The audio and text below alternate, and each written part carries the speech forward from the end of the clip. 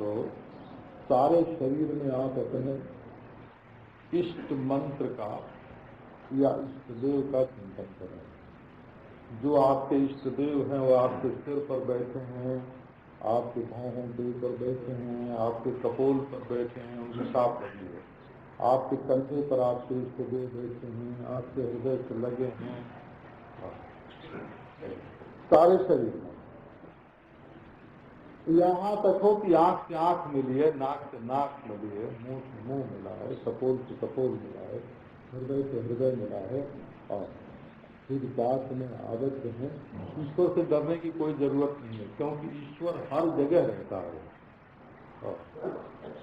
आप ईश्वर को छाती से लगाने में डरे नहीं, क्योंकि आपकी छाती में वो पहले से है, आपके रोम रोम में है। तो इसको न्यास विद्या बोलते हैं। न्यास विद्या कई तरह की होती है। अक्षर न्यास, पद न्यास, वाक्य न्यास, मंत्र न्यास, ये तो होता है मंत्र की तरफ।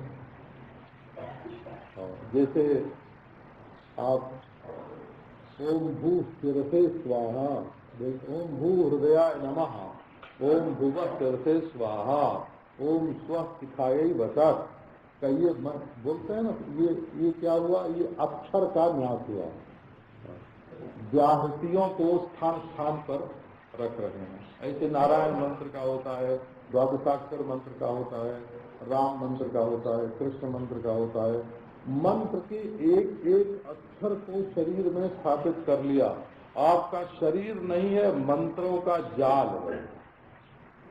तो उसमें एक अक्षर का न्यास, पूरे पद का न्यास, पूरे वाक्य का न्यास, पूरे मंत्र का न्यास, व्यापक न्यास और अक्षरों का न्यास होता है। अम नमः, आम नमः, ईम नमः, ईम नमः, कम नमः, ऐसे खम नमः, गम नमः, गम नमः, ऐसे अक्षर न्यास होता है। तो इसके मातृका न्यास इसको बोलते हैं। सृष्टि न्यास, स्थिति न्यास, संहार न्यास, ये करते करते मनुष्य इतना तन्मय हो जाता है कि उसको अपने देह की और देह के संबंधियों की सुध बिल्कुल भूल जाती है। वो तो जरा भी असावधान हो तो भूल हो जाएगी ना। तो मंत्रों का न्यास,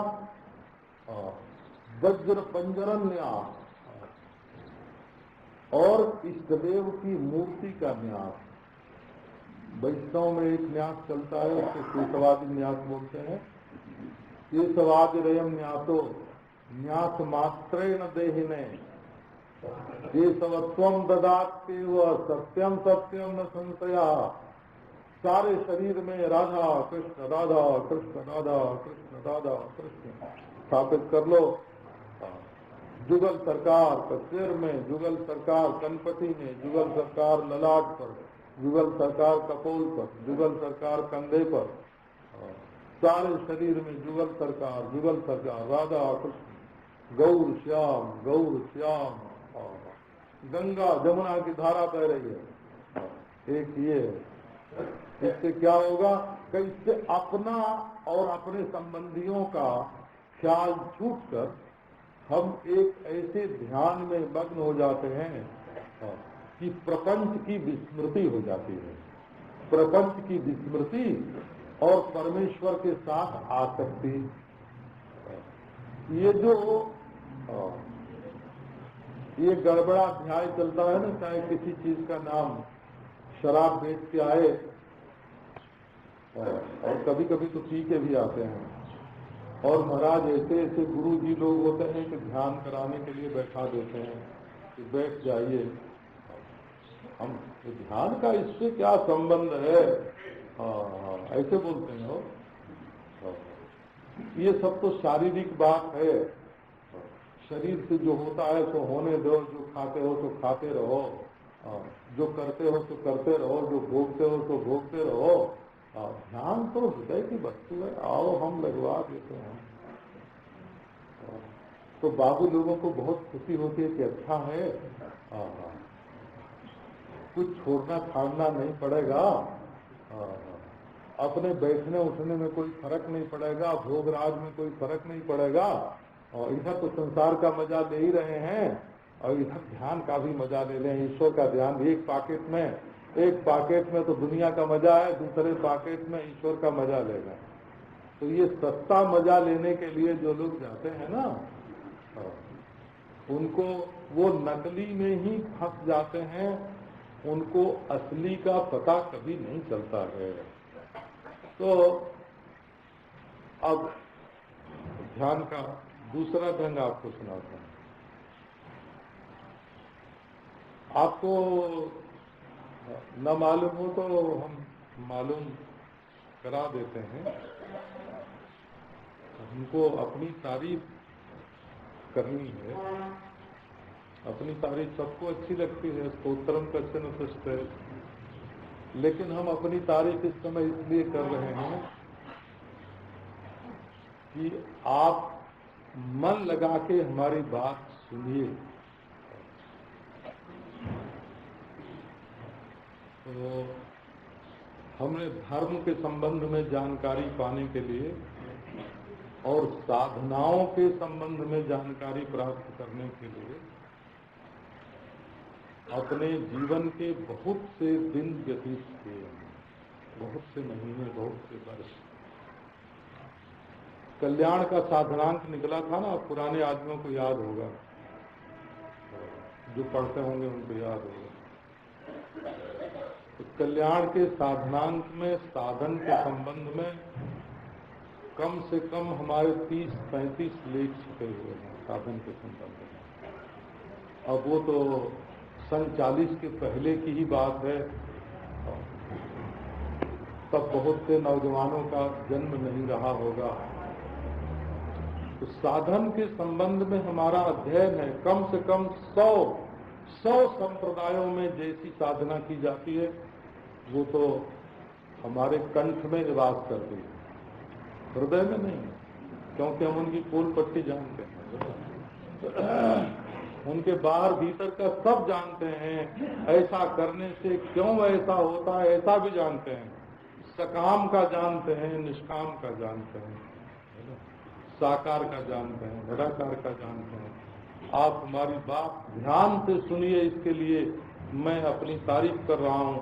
मैंने महात्माओं के चरणों की सेवा की है, उनसे साधन के रहस्य मैंने सीखे हैं, उनके अंतरंग में प्रवेश किया है, उनके भीतर की बात देखी है। आप ध्यान दीजिए इस बात पर। यदि आपको केवल मन एकाग्र करके संतोष होता हो तो हम अभी 1 मिनट में आपका मन एकाग्र करने की युक्ति हम नहीं करेंगे, हम मिसमराइज नहीं करेंगे, बोला, उससे तो आपका मन शिथिल हो जाएगा। आपको बता देते हैं, आप भले 1 मिनट 2 मिनट बैठ जाइएगा। संप्रदायमिमं भद्रे शृणु वक्ष्याम्य शेषतः। मैं ध्यान का संप्रदाय, ध्यान के संप्रदाय की किताब नहीं, उसमें ये सब नहीं है, बोला।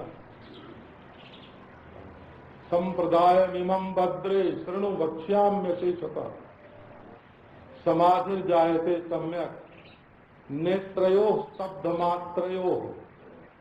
आप अपनी आंख की पुतली सीधे बैठ जाइए और आपके आंख की पुतली हिलने न पावे। 1 मिनट चुप हो जाते हैं। आपकी आंख की पुतली न दाएं न बाएं, न ऊपर न नीचे, न सामने न भीतर, कहीं न जाए। आप अपनी आंख की पुतली को ज्यों का त्यों, जहां का तहां, जोर लगाने की जरूरत नहीं है, जहां का तहां रहने दीजिए। यदि आपकी पुतली नहीं हिलेगी तो आपका मन नहीं हिलेगा। समाधिर जायते सम्यक नेत्रयो स्तब्ध मात्रयो।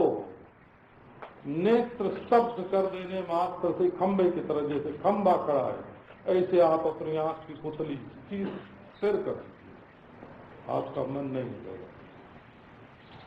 अब 1 मिनट 2 मिनट बाद हमसे पूछो कि महाराज मन तो हमारा स्थिर हो गया, लेकिन हमको मिला क्या? क्या आपको स्वरूप का साक्षात्कार हो गया? क्या आपको ब्रह्मात्मय के बोध हो गया, क्या आपको परमेश्वर की प्राप्ति हो गई। तो ऐसा करने से एक ऐसा संप्रदाय है वो, जैसे आजकल सुई गड़ा के चिकित्सा करते हैं ना, किसी के पाँव में दर्द हो जाता है तो सुई गड़ा के, हाँ, ऐसी चिकित्सा होती है। तो ऐसा ध्यान भी होता है। जंगल में बैठे और किसी पेड़ का कांटा लेके, कांटा वहाँ सुई नहीं हो, कांटा लेके अपने शरीर में कहीं गड़ा दीजिए, थोड़ा सा गड़ा दीजिए और वहाँ छलछलाने लगेगा और अपना ध्यान उसी पर टिकाइए। ये भी ध्यान की एक पद्धति है। इस ध्यान से आखिर होगा क्या, ये तो देखो कि क्या आपका ध्येय ध्यान ध्याता का की जो त्रिपुटी है वो मिट जाएगी, इससे मिटेगी कि नहीं मिटेगी इससे।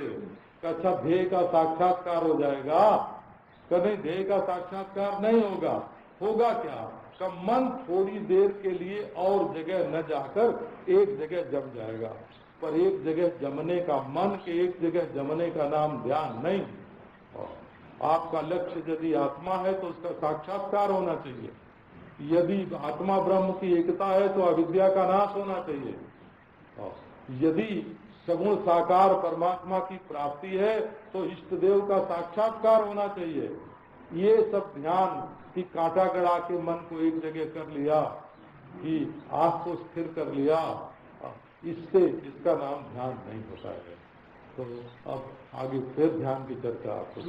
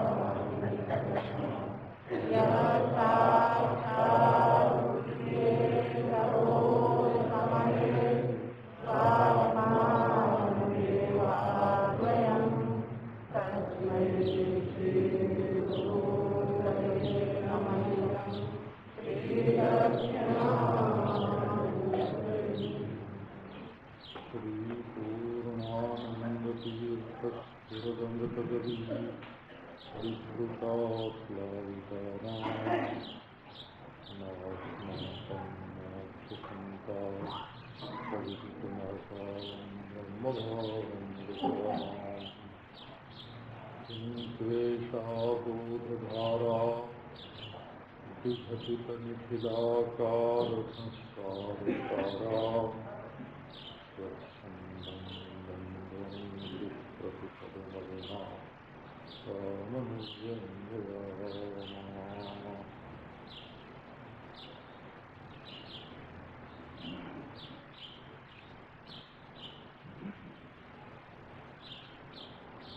ध्यान में दो चीज पर ध्यान रखना। एक तो ध्यान का उपादान क्या है, उपादान कारण, और एक उसका निमित्त कारण।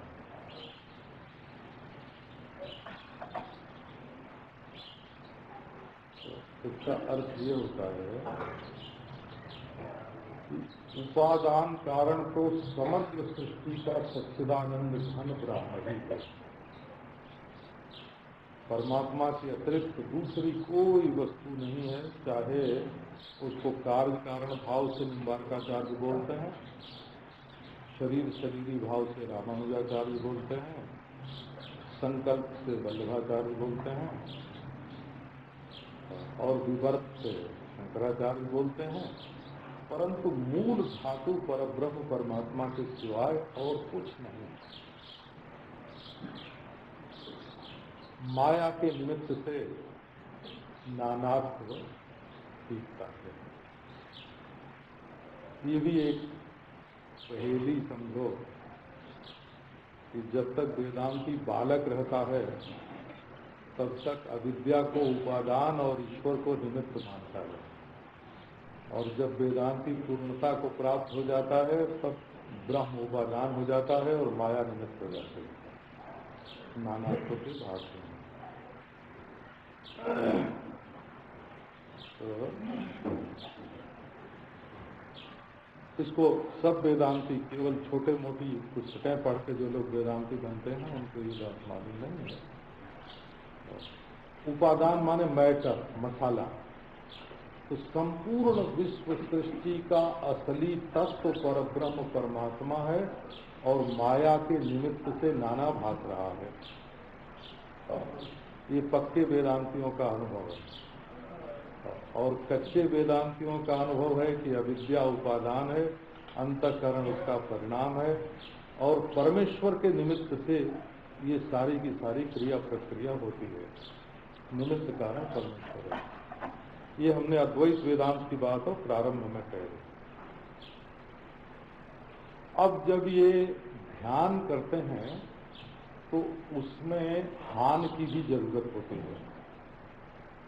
माने कुछ त्याज्य होता है, कुछ ग्राह्य होता है। यदि भेद न करना हो तो ध्यान माने कुछ होगा ही नहीं। शत्रु का ध्यान छोड़ के मित्र का ध्यान करना है, अहित का ध्यान छोड़कर हित का ध्यान करना है, संसार का ध्यान छोड़कर परमेश्वर का ध्यान करना है। जहाँ हेय नहीं होगा वहाँ ध्येय भी नहीं होगा। हेय और ध्येय माने हमें ध्यान किसका करना है और छोड़ना किसको है। अब इसमें यदि कोई जो भौतिक विज्ञान है ना, मशीन से जांच करने वाला साइंस, उसको लगाकर अगर कोई देखना चाहेगा कि हम किसका ध्यान करें और किसका नहीं करें, तो इस अनिर्वचनीय सृष्टि में कभी कोई ध्येय पक्का नहीं होगा और हेय भी पक्का नहीं होगा। तो इसके लिए चाहिए अब ये ध्यान की नींव, निमित्त कारण ध्यान का क्या है तो गुरु।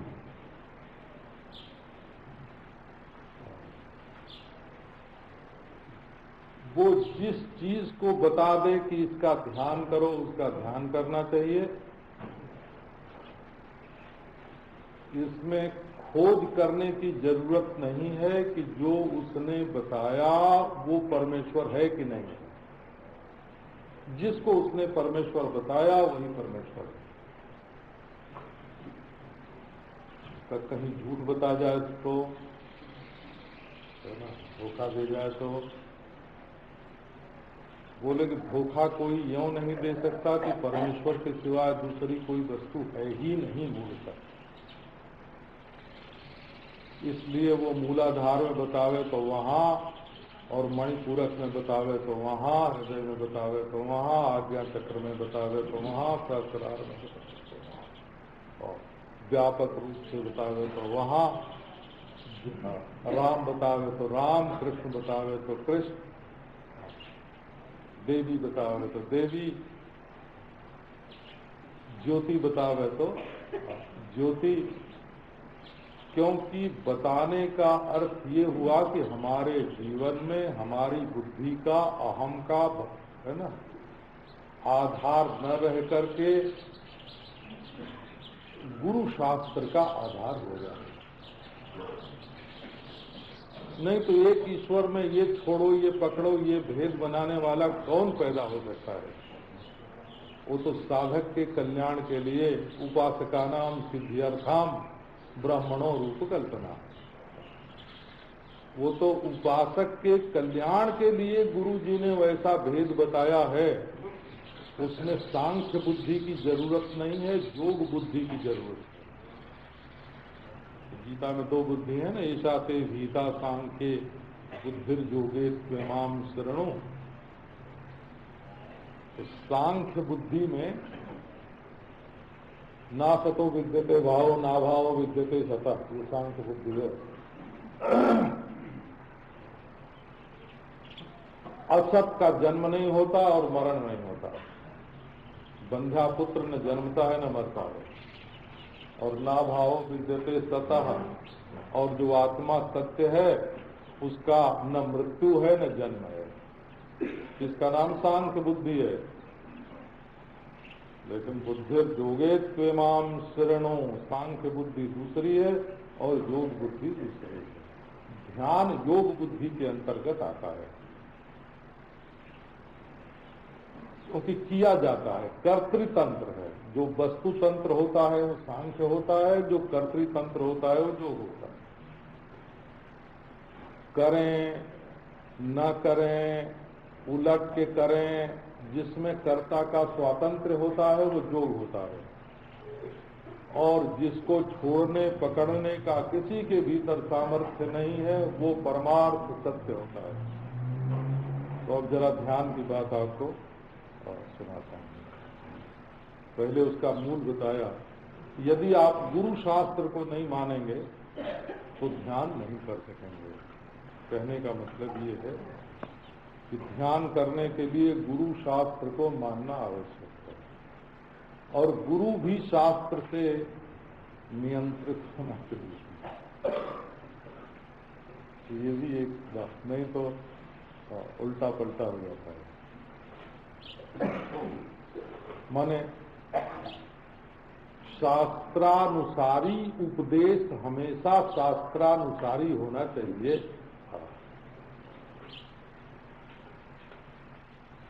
अभी हमारी परंपरा, हमारा संस्कार ऐसा है। अब आपको ध्यान के बारे में ये बात पहले मूलतः सुनाते हैं कि जितने विज्ञान होते हैं हमारे हृदय में वे साकार ही होते हैं, निराकार कोई नहीं होता। यहाँ तक कि जिसको हम निराकार कहते हैं उसको भी जब हम साकार से अलग करके तब तो निराकार बोलेंगे।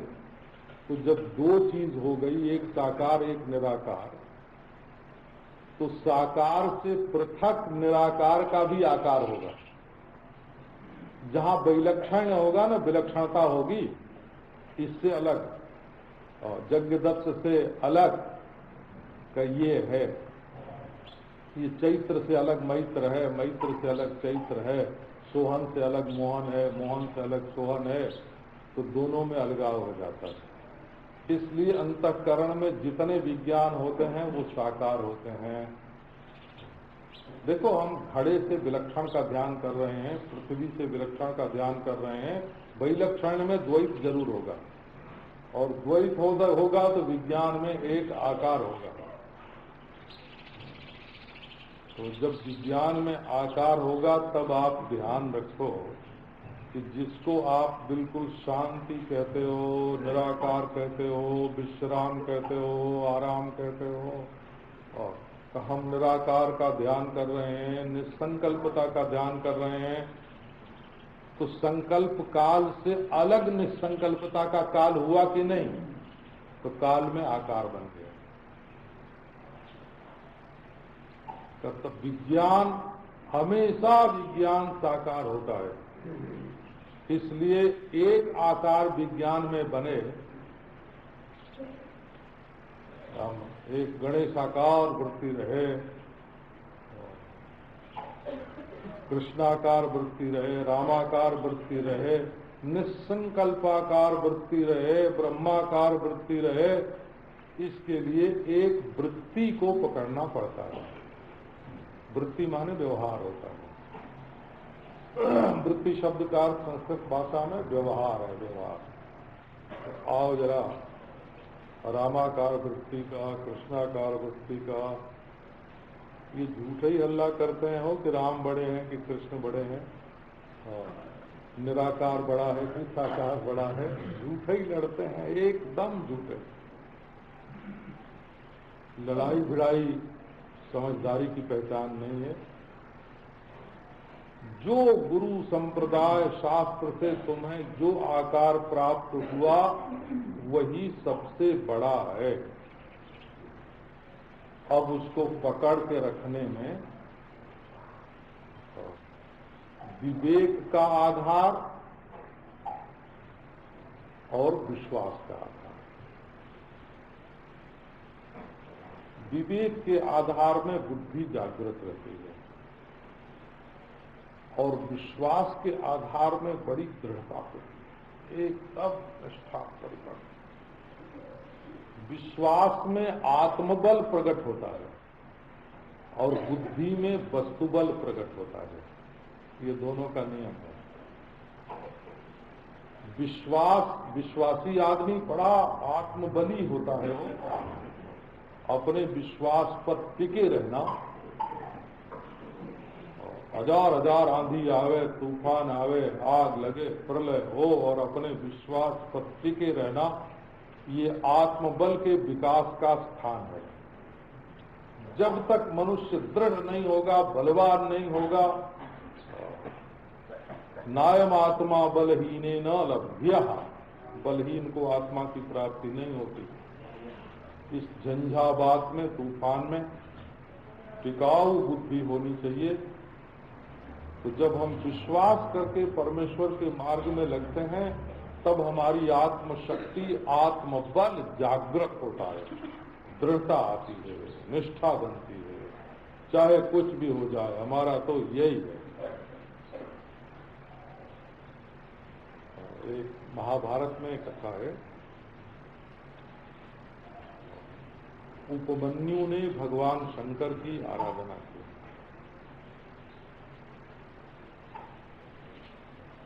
तो शंकर भगवान को कुछ खेल सूझा। वो हाथी पर सवार और हाथ में वज्र लेके और इंद्र बनकर उपमन्यु के सामने आए और कहा कि उपमन्यु वर मांग लो। तो उपमन्यु ने कहा कि शंकर जी, इंद्र अपि कीटः पतंगो वा भवेयम शंकर आज्ञा। शंकर जी आज्ञा दे दें तो हम कीड़ा होने को तैयार हैं, पतंग होने को तैयार हैं, पतंगा। न तो शक्रत्वया दत्तम त्रैलोक्यमपि कामये, परंतु इंद्र तुम हमको त्रिलोकी का राजा बनाना चाहो तो मुझे नहीं चाहिए। हम शंकर जी के बनाए कीड़ा पतंगा हो सकते हैं, पर तुम्हारे बनाए त्रिलोकी के राजा भी नहीं हो सकते। ये सांडिल्य दर्शन में, भक्त सांडिल्य दर्शन के भाष्य में, स्वप्नेश्वर भाष्य में ये प्रसंग उद्धृत किया गया। तो ये जो बल है कि हम त्रिलोकी का राज्य नहीं लेंगे, ये आत्मबल है। वो ये कोई साधारण बात नहीं है। तो ये आत्मबल विश्वास के मार्ग में प्रकट होता है। आत्मा में बल तो है ही है, ये तो बिल्कुल अपरिवर्तनशील है, एक रस है, अद्वितीय है, अपरिणामी है। ये तो बलों का बल है।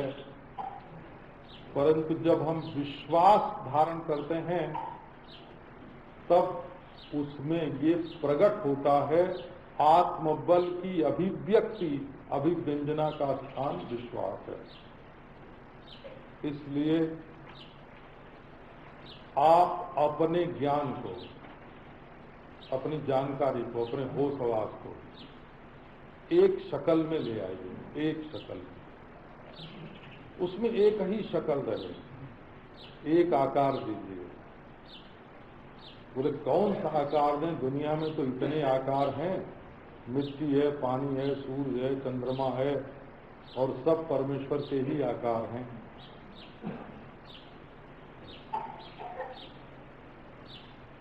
तो महिम्न स्तोत्र में एक श्लोक आता है ना, पृथ्वी तुम हो, जल तुम हो, अग्नि तुम हो,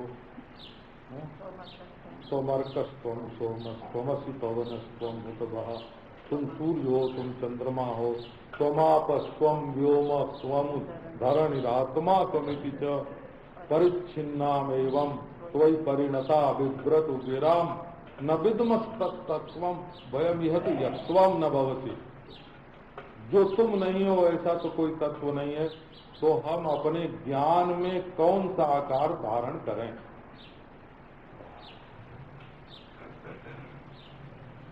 ये वेदांतियों का ध्यान तब होता है जब सब आकार परब्रह्म परमात्मा हो जाता है। इसलिए पद्म पुराण में एक अध्याय है, उसका ज्ञान ध्यानाध्याय नाम है, ज्ञान ध्यानाध्याय। उसमें ज्ञान में और ध्यान में क्या विवेक है। किसी भी विलक्षण वस्तु को जानना और जानकर उसको अपने अंतःकरण में रोक लेना, वो ब्रह्म की चर्चा नहीं है उसमें। रोक लेना, जानबूझकर रोक लेना किसी चीज को, निसंकल्पता को देखना और उसको पकड़ लेना कि छूटने न पावे। राम को अपने हृदय में देखना और पकड़ लेना, वो छूटने न पावे। कृष्ण को अपने हृदय में देखना और पकड़ लेना कि छूटने न पावे। तो इस हजारों आकार की सृष्टि में, बल्कि शास्त्र ने भी जहां सैकड़ों आकार दे दिए हैं, राम लो, कृष्ण लो, नारायण लो, शिव लो, दुर्गा लो, गणेश लो, तो उनमें से एक आकार को जब धारण करना पड़ेगा तो केवल शास्त्र से भी काम नहीं चलेगा। शास्त्र तो हजार आकार देते हैं, हजार सकल सूरत शास्त्र बताते हैं कि ये भी परमेश्वर है, ये भी परमेश्वर है, ये भी परमेश्वर। हमारे अंतःकरण में भगवद आकार बनाने के लिए कौन सा आकार पकड़ना, ये उन्हीं शास्त्रीय आकारों में से एक आकार गुरु देता है कि इस आकार को पकड़ो और दृढ़निष्ठ हो जाओ। लेके पकड़ के बैठ जाओ, अब दुनिया में जो हो तो होने दो। तो हम तो ये सकल ये सूरत भगवान की पकड़ के बैठे हैं। ये जो तुम जिस आकार को पकड़ करके बैठोगे उसका ध्यान होगा, वो आकार ध्येय होगा, ध्यान तुम्हारे अंतःकरण में होगा और ध्याता तुम हो जाओगे। ध्याता ध्यान ध्येय की त्रिपुटी बन जाएगी। अब भक्त लोग मानते हैं कि ध्याता को ध्येय में मिला दो, सायुज्य हो जाएगा। योगी लोग मानते हैं कि ध्येय को ध्याता में मिला दो तो त्रिपुटी नहीं रहेगी, तो ध्यान का त्रिपुटी नहीं रहेगी। ध्येय का ध्याता में मिल जाना ये योग का ध्यान है, और ध्याता का ध्येय में मिल जाना ये भक्ति का ध्यान है, सायुज्य बोलते हैं इसको। और ज्ञान के प्रसंग को छोड़ देते हैं, क्योंकि ध्यान में उसको क्यों मिलाना। तो आप जो भी ध्यान करते हैं उसमें जिसका आप नाम लेते हैं, वो जिसका आप नाम लेते हैं वो ये, और नाम दो, और आप नाम लेने वाले तीन हो गए। शब्द अर्थ और दोनों के संबंध का ज्ञान। तो ज्ञान, शब्द और अर्थ तीनों को एक कर दो, अर्थ में मिला दो, ध्येय भगवान के रूप में मिला दो। भगवान ही ध्यान है, भगवान ही ज्ञान है, हमारे इष्ट देव के सिवाय और कोई नहीं है। ये भक्तों का ध्यान हो गया। उसमें सायुज्य को मुख्य मानते हैं। भक्तों में भी सालोक्य को, सामीप्य को, सारूप्य को मुख्य नहीं मानते हैं, सायुज्य को ही मुख्य मानते हैं। ये सिद्धांती जितने भक्त हैं, श्री रामानुजाचार्य, मध्वाचार्य, निम्बार्काचार्य, ये जितने सिद्धांती माने ब्रह्मसूत्र की व्याख्या करने वाले जितने आचार्य हैं, जिसने ब्रह्मसूत्र की व्याख्या नहीं की है उसको परंपरा में आचार्य नहीं मानते हैं। तो वेदांत दर्शन की व्याख्या जरूर चाहिए। तो जिसने भी व्याख्या करी है ब्रह्मसूत्र की, उन उपासक आचार्यों में भी सालोक्य माने अपने नगर का नागरिक बना लेना हो। जैसे हमारे नेता लोग कहीं जाते हैं ना किसी देश में, तो उस नगर की चाबी उनको अर्पित कर देते हैं। अब वो क्या मिलता है चाबी में? आप हमारे यहाँ के नागरिक हैं, लेकिन उससे एक फायदा होता है, कभी भाग के कोई विपत्ति पड़े अपने देश में और भाग के उस देश में चले जाएं, तो वहाँ हमेशा रहने के लिए मिलेगा। वो सिटीजन बनाते हैं अपने शहर का। इसको सालोक्य बोलते हैं। भगवान अपने नगर का, वैकुंठ का नागरिक बना लेते हैं, सालोक्य। और सारूप्य बोले पोशाक भी अपनी, जैसी पोशाक हम पहनते हैं वैसी तुम पहनो, वैसे ही सांवरा बना देते हैं, शंख चक्र गदा पद्म भी दे देते हैं। वही लक्ष्मी जी है ना वैसे, तो वो नहीं देते हैं। वो नहीं देते हैं, सारूप्य दे देते हैं। फिर सामीप्य देते हैं, बनमाला बना के अपने पास पहन लेते हैं गले में, भ्रमर बना के गुंजार करने देते हैं, एक दूध बना के पी लेते हैं, ये सामीप्य हो गया। और सायुज्य माने बिल्कुल एकता। तो भक्ति सिद्धांत में सायुज्य माने मिल जाना, मिल जाना। परमेश्वर, जीव परमेश्वर से मिल जाता है, ध्याता ध्येय में लीन हो जाता है। और जब ध्येय और ध्यान को छोड़कर ध्याता अपने स्वरूप में स्थित होता है तो सब ध्याता में मिल जाते हैं। ऐसा भी कहो कि सब बाहर ही पड़े रह जाते हैं और ध्याता अपने असंग स्वरूप में स्थित हो जाता है। तो ये ध्यान जो है वो शब्द स्थानीय है। असल में ध्यान में शब्द रहता ही है, चाहे तुम बोलो चाहे मत बोलो।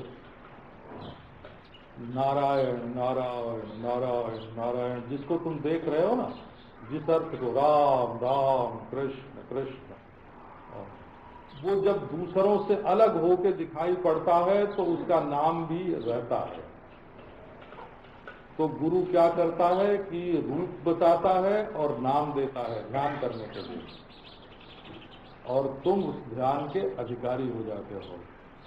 तो ध्यान करने की नींव जो है वो शास्त्रानुसारी गुरु उपदेश से प्राप्त होती है, वो विज्ञान से प्राप्त नहीं होती, साइंस से नहीं मिल सकती। तो क्यों नहीं मिल सकती? विज्ञान में, दर्शन में तो सब एक ही परमात्मा है, द्वैत है ही नहीं। तो उसमें इसका ध्यान करना, इसका ध्यान नहीं करना, ये विभाग कौन करे? तो वाचनिक विभाग होगा। तो वाचनिक विभाग ही गुरु और शास्त्र का किया हुआ विभाग होता है, वो शब्द से विभाग बनेगा।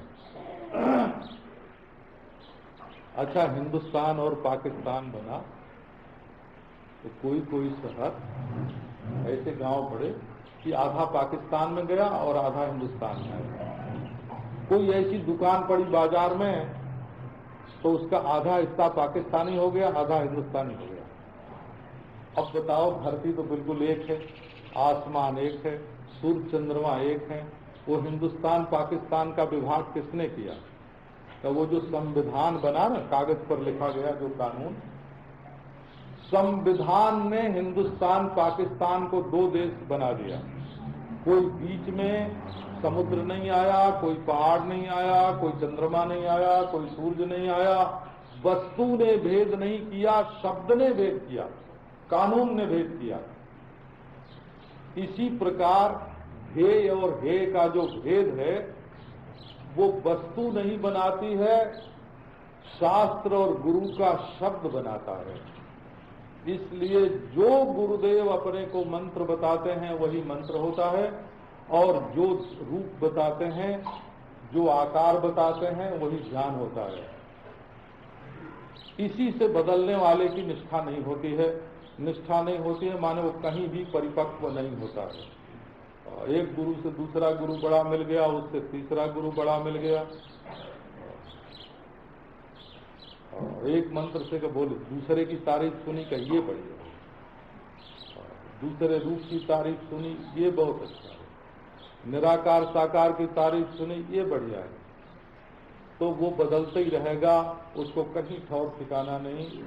उसका विज्ञान जो है वो एक आकार के संस्कार को धारण नहीं करेगा, इसलिए वो संस्कृत नहीं होगा, संस्कार उसके नहीं होंगे, संस्कृत नहीं होगा। माने संस्कृत होने का अर्थ क्या है कि ये जो दुनिया का नानात तो हमारे ज्ञान में घुस गया है ना, संसार जो हमारे अंतःकरण में घुस गया है, इस संसार को झाड़ू लगाने के लिए, साबुन लगाने के लिए जो संस्कार चाहिए, संस्कार माने हाथ में मैल लगी है तो छुड़ाने के लिए दही, नींबू का पानी लगा के उसका संस्कार हुआ, दोषापनयन हुआ। कहीं खुरदुरा हो गया है तो जरा चिकनाई लगा दी, मक्खन लगा दिया, ये भी संस्कार हुआ। और कहीं गड्ढा हो गया है तो उसको भर दिया, ये भी संस्कार हुआ। इसका नाम संस्कार होता है। दोषापनयन, गुणादान और हीनांग पूर्ति, संस्कार के 3 भेद होते हैं। तो हमारे ज्ञान में विकार आ गया है। विकार आ गया है क्या? ज्ञान विकृत नहीं हुआ है, उसमें संसार का विकार भर गया है। तो उस विकार को दूर करने के लिए ये ध्यान जो है, जब एक मूर्ति ले जाकर के हमारे ज्ञान में रखता है, तो जो नाना प्रकार के विकार आते हैं उनका आना बंद हो जाता है और ज्ञान का संस्कार हो जाता है। ज्ञान का संस्कार, वो साबुन से ज्ञान नहीं धुलता है, वो नींबू से, दही से नहीं धुलता है, वो कोई पाउडर लगाने से नहीं धुलता है। उसमें जब ईश्वर की एक मूर्ति, सो भी ईश्वरत्व बुद्धि पूर्वक, ये ईश्वर की मूर्ति है और ये परमेश्वर की मूर्ति है, ऐसा करके जब एक मूर्ति को अपने हृदय में बैठाओगे, तब वो तुम्हारे अंतःकरण का संस्कार करेगा, उसकी सफाई करेगा, स्वच्छता कर देगा, निर्मल बना देगा। इसमें भी बीच बीच में वेदांत की बात आ जाती है, उसको क्या करें। 2 मैल ऐसे हैं जो ज्ञान होने से पहले छूट सकते हैं, पर एक मैल ऐसा होता है जो ज्ञान होने के साथ ही छूटता है, पहले छूटता ही नहीं। ये मल, विक्षेप, आवरण 3 दोष मानते हैं ना, 3 दोष अंतःकरण में, 3 दोष। मैल माने बुराई की वासना, अच्छाई की वासना भी वासना है। अच्छा, कोई स्वर्ग भी चाहता हो और परमार्थ का साक्षात्कार भी चाहता हो तो हो सकता है उसको? नहीं हो सकता। यामिमाम पुष्पिताम वाचम प्रवदन्ते विपस्थितः वेदवादरता पार्थ नान्यदस्ति दिवादिनः कामात्मान स्वर्ग परा जन्म मृत्यु फल प्रदाम क्रिया विशेष बहुलाम। जब तक निषिद्ध कर्म करेंगे और काम्य कर्म करेंगे, निषिद्ध और काम, निषिद्ध और काम में दोनों ही कर्म जो हैं वो मल की शुद्धि में पूर्ण नहीं होते, क्योंकि कामना तो एक मल है। निषिद्ध कर्म तो मल से होते ही हैं और काम्य कर्म में कामना एक मल है। तो निष्काम कर्म करने से, निष्काम कर्म, निष्काम उपासना, ये चित्त के मल को धोते हैं। और रहा विक्षेप, वो योग से दूर होता है, विक्षेप योग से निवृत्त होता है।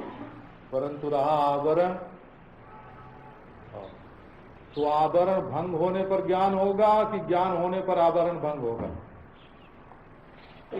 आवरण को भंग करने वाला तो ज्ञान ही है, ज्ञान से ही आवरण भंग होता है। ये नहीं कि हम पहले ज्ञान स्वरूप में बैठ गए फिर आवरण भंग हो गए। बिना आवरण भंग के ज्ञान स्वरूप में बैठोगे नहीं। कहिए नहीं कि आवरण भंग हो गया तब ज्ञान हुआ, तो वृत्ति ज्ञान उदय होकर आवरण भंग करता है। दोनों एक साथ होते हैं, जागना और नींद टूटना, और अपना स्वरूप ज्यों करते हो। वो तो ये ज्ञान होता है कि जिस समय आवरण था उस समय भी स्वरूप ज्यों करते हो था, जब टूटा है जब भी ज्यों करते हो है, जब टूट गया तब भी ज्यों करते हो है। अपने स्वरूप में तो कोई अंतर आया ही नहीं था। इसलिए वृत्ति ज्ञान आवरण भंग करता है और स्वरूप ज्ञान पहले भी पीछे भी बीच में भी ज्यों का त्यों रहता है। तो देखो, मल और विक्षेप तो निष्काम कर्म, निष्काम उपासना और योग। अच्छा, योग भी निष्काम होना चाहिए। तो योग में सकामता क्या होती है? ये सिद्धियों की जो इच्छा है ना, वो योग में सकामता है कि हमको ये सिद्धि मिल जाए, ये सिद्धि मिल जाए, ये सिद्धि मिल जाए। सिद्धि के लिए योग करेंगे तो योग भी सकाम हो जाएगा, और कुछ पाने के लिए उपासना करेंगे तो उपासना भी सकाम हो जाएगी, और लोक परलोक की कोई वस्तु पाने के लिए यदि धर्म करेंगे तो भी सकाम हो जाएगा। तो अंतःकरण की शुद्धि के लिए, संस्कार के लिए, ये संस्कार, संस्कृति, शुद्धि, शुचिता, इन शब्दों का प्रयोग प्राचीन काल से ही चला आया। अब आओ, आपको ये जो आपने एक आकार को पकड़ा, इसमें बड़ी भारी शक्ति है। ये है कि अपने मन से पकड़ोगे तो कभी छूट जाएगा।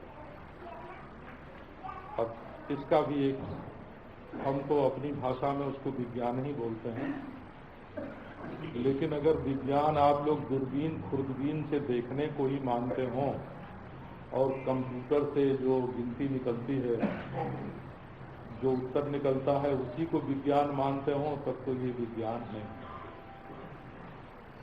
असल में निष्ठा जो है, ये ध्यान का विज्ञान है। निष्ठा,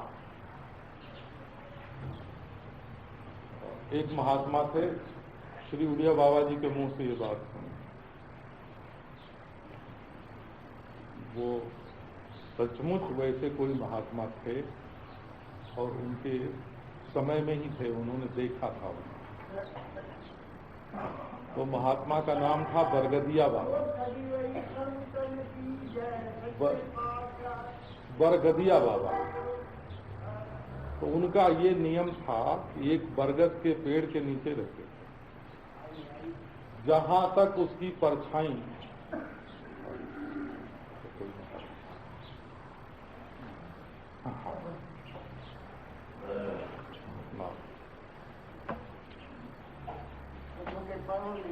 अन्य अन्य महात्मा पढ़ा रहे हैं, महान वैरागियों के। हाँ हाँ हाँ महाराज पधारो। रामानंद आश्रम के अधिक ज्यादा है। जय जय सीताराम।